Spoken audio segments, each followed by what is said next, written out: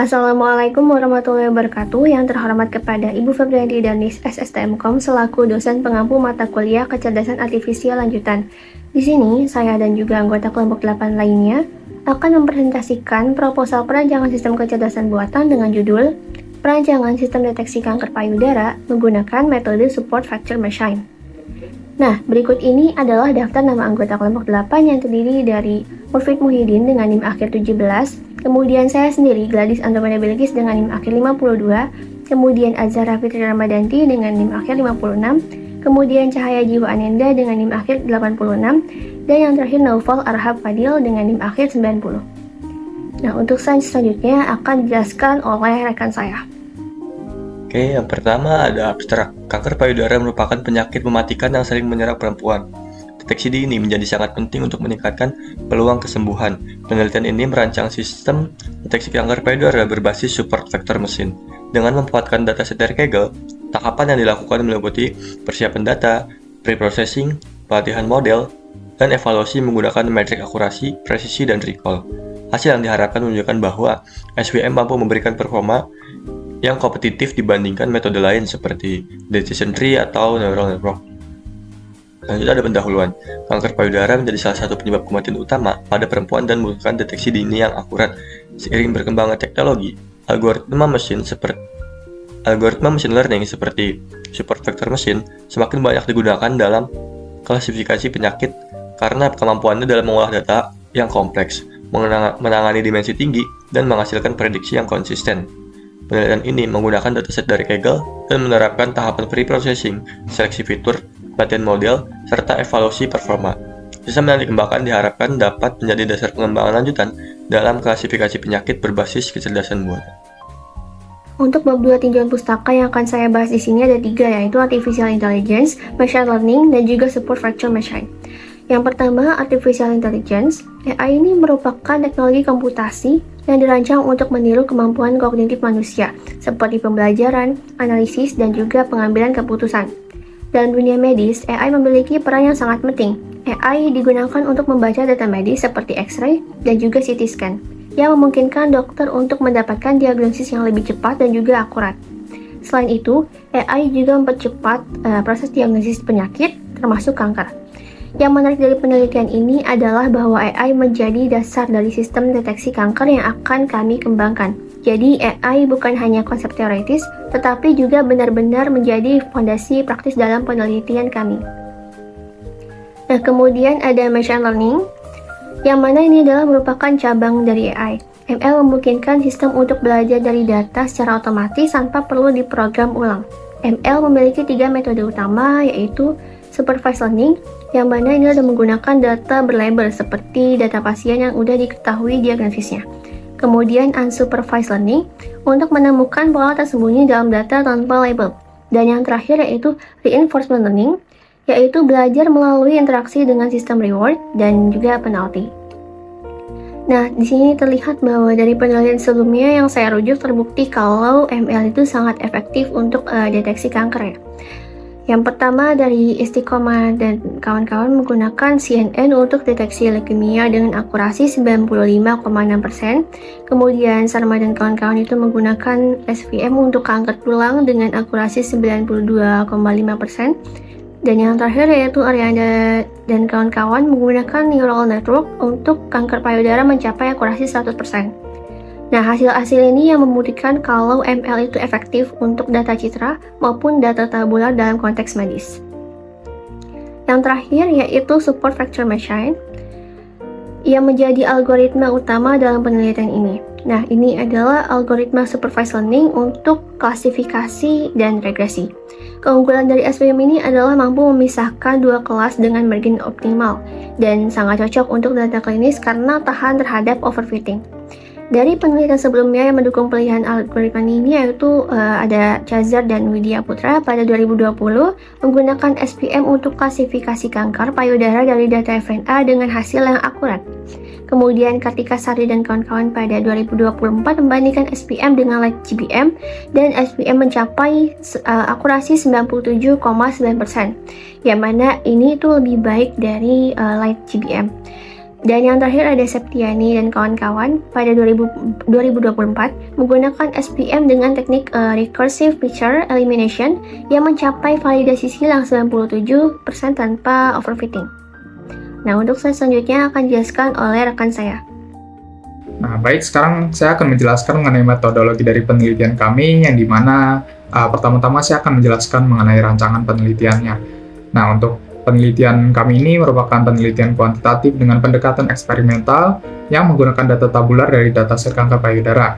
Nah, tujuan dari penelitian kami adalah untuk merancang dan mengimplementasikan model prediksi yang mampu mengklasifikasi tumor sebagai jinak yang akan kita labelkan sebagai benign atau huruf B, ataupun ganas yang akan kita labelkan sebagai malignant atau huruf M. Nah, di sini kita menggunakan algoritma support vector machine atau yang biasa kita sebut sebagai SVM untuk mengklasifikasikannya. Nah, selanjutnya yaitu untuk dataset yang kita gunakan di sini adalah dataset Breast Cancer Wisconsin yang merupakan dataset kanker payudara yang dibuat dari University of Wisconsin. Nah, dataset ini dikembangkan oleh Dr. William Wahlberg beserta timnya. Nah, untuk isi datasetnya yaitu berisi data hasil analisis fine needle aspiration atau FNA dari jaringan payudara. Yang dimana dataset ini sering digunakan dalam studi prediksi kanker, yang dapat kita simpulkan bahwa dataset ini itu sangat baik dan berkualitas untuk kita gunakan dalam penelitian ini. Nah, untuk karakteristik datasetnya yaitu jumlah sampelnya berisi 569, lalu label diagnosisnya yaitu dibagi dua, yaitu benign dan malignant. Benign itu berarti tidak kanker, dan malignant ini berarti kanker. Dan setiap sampelnya memiliki 30 fitur numerik morfologis, yang diantaranya adalah radius, smoothness, compactness, fractal dimension, dan lain-lain. Nah, selanjutnya yaitu tahapan penelitian. Tahapan penelitian kami yaitu berisi 4 tahapan. Yang pertama adalah persiapan data. Nah, persiapan data ini merupakan tahap awal dari penelitian kami yang meliputi data dibagi menjadi 2 kategori, yaitu benign dan malignant. Nah, setelah itu data tersebut dibagi secara acak dengan rasio 80/20, yang dimana 80% itu merupakan data latih, lalu 20%-nya merupakan data uji. Nah, di sini kita menggunakan random sampling untuk memastikan distribusi kelasnya proporsional. Nah, selanjutnya yaitu preprocessing data. Karena SVM sensitif terhadap skala data, semua fitur numerik distandarisasi menggunakan Z-score standardization untuk mengubah distribusi data menjadi rata-rata dan standar deviasi. Nah, dari layar kita ini sudah terpampang rumus dari Z-score standardization-nya, yang dimana di sini kita menggunakan X yaitu sebagai seluruh nilai dari dataset tersebut yang akan kita normalisasikan, lalu kita kurangi dengan mu atau mean atau rata-ratanya. Nah, setelah itu kita bagi dengan sigma atau standar deviasi. Nah, selanjutnya kita masuk ke pelatihan model SVM-nya, yang dimana kita mengimplementasikan konfigurasi seperti kernel, yang dimana kernel ini kita menggunakan radial basis function karena kemampuannya menangani hubungan nonlinear antar fitur, lalu optimasi hyperparameter, yang dimana kita melakukan grid search untuk menentukan kombinasi optimalnya. Setelah itu adalah validasi silang yang kita menggunakan 5-fold cross validation untuk meminimalkan overfitting-nya. Nah, yang terakhir kita evaluasi model. Di sini kita mengukur model performanya menggunakan confusion matrix dan 4 metrik utama, yaitu yang pertama adalah akurasi, lalu yang kedua adalah precision atau presisi, lalu recall atau sensitivity, dan juga F1 score. Baik, selanjutnya akan dijelaskan oleh rekan saya.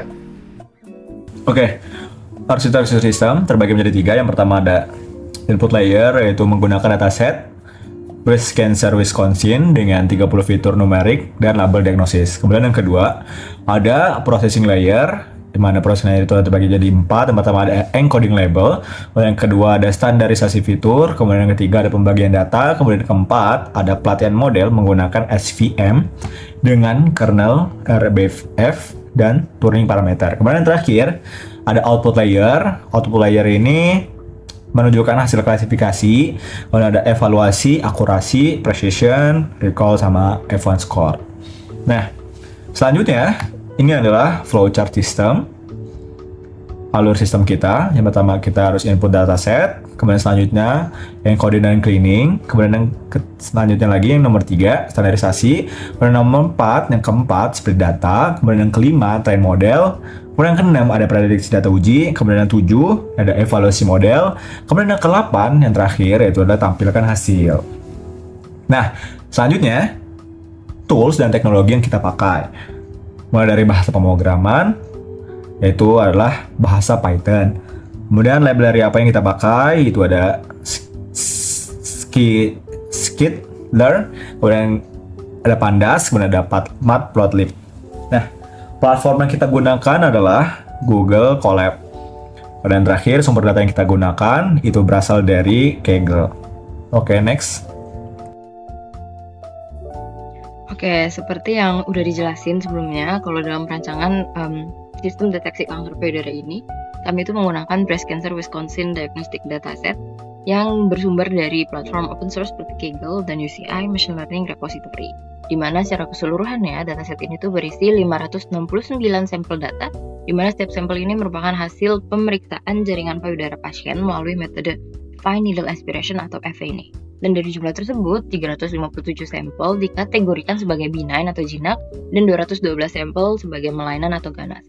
Nah, dari dataset ini juga tersedia 30 fitur numerik yang mendeskripsikan karakteristik morfologi sel tumor seperti radius, tekstur, perimeter, area, smoothness hingga fractal dimension, di mana keberagaman fitur-fitur yang tersedia di dataset inilah yang memungkinkan model machine learning yang dirancang nantinya mempelajari pola-pola kompleks yang relevan dalam membedakan sel kanker jinak dan ganas, sehingga mampu mengoptimalkan hasil klasifikasi yang dibuat.